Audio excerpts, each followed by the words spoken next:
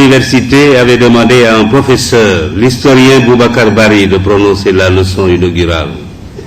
L'année d'avant, c'est un autre professeur, doublé d'un homme d'État, Maître Abdoulaye Wade, qui avait été choisi.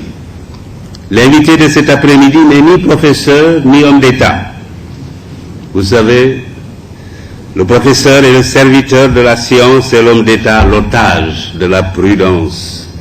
Ce sont des situations contraignantes pour l'un comme pour l'autre. Elles sont toutes deux réductrices, car elles sont filles de la fidélité. La fidélité est obligatoirement réductrice parce qu'elle postule un choix et fatalement, comme dirait André Gide, le rejet de ce que l'on ne choisit pas. Elle limite et canalise. Ici, fidélité que l'on doit au vrai, le professeur,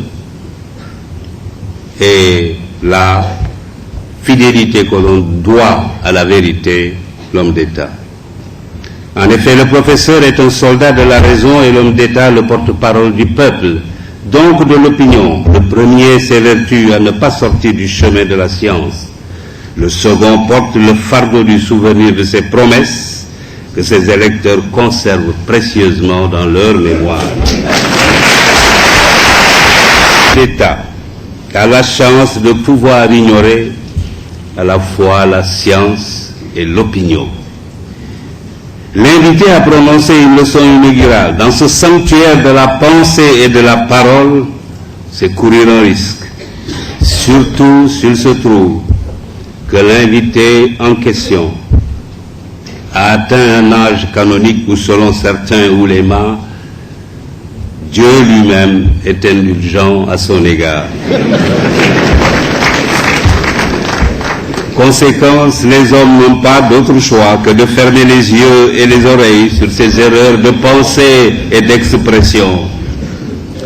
Mais rassurez-vous, monsieur le recteur, je m'arrangerai pour qu'à la fin de cette leçon, nous ne soyons pas convoqués, vous et moi, à la digue.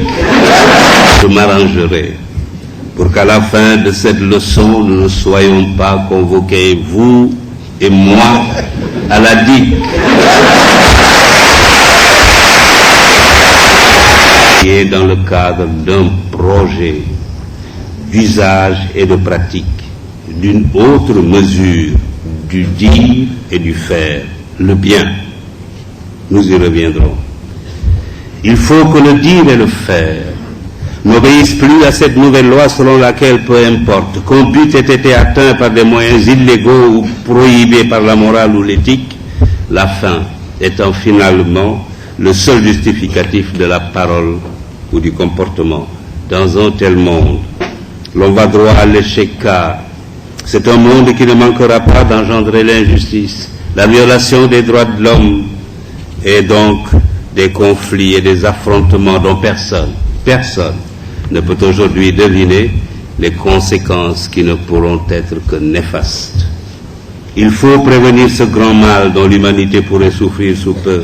Et comme il n'est pas en notre pouvoir de changer le monde, commençons, nous autres Sénégalais, modestement, mais avec détermination, par notre pays.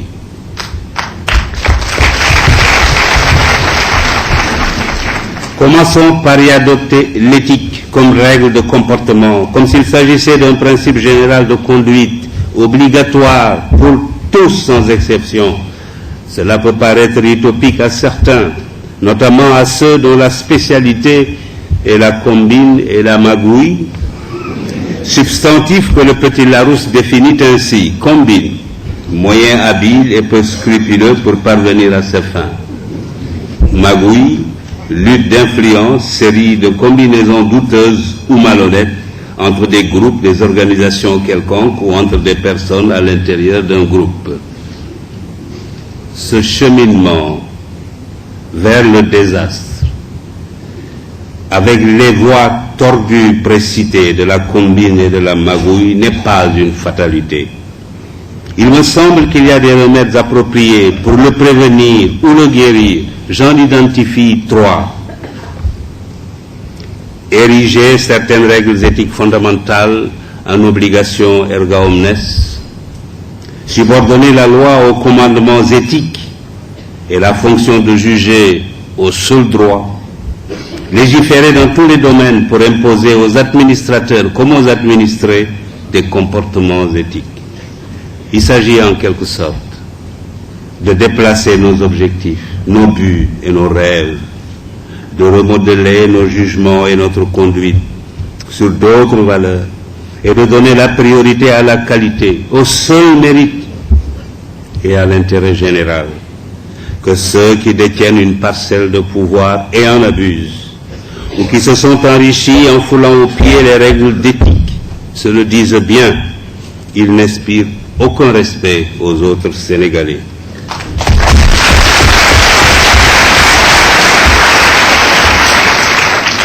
Or, le respect de ses concitoyens est le bien le plus précieux du monde. C'est le seul qu'il faut désirer, qu'il faut rechercher.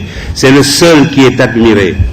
Le respect dû au pouvoir et à l'argent, s'il a un autre nom, s'il s'appelle crainte ou courtisanerie, c'est que les paramètres éthiques qui les régissent se sont déréglés. Or, la crainte et la courtisanerie sont détestables parce qu'elles avilissent celui qui les inspire comme celui qui en est la proie. Elles ne durent que le temps que dure la force ou la fortune qui les motive, c'est-à-dire peu.